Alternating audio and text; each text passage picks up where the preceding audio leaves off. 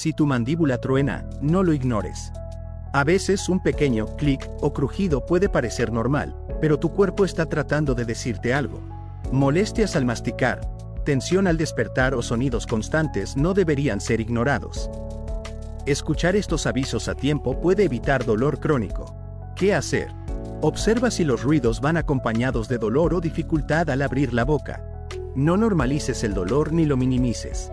Agenda una evaluación profesional para recibir orientación personalizada.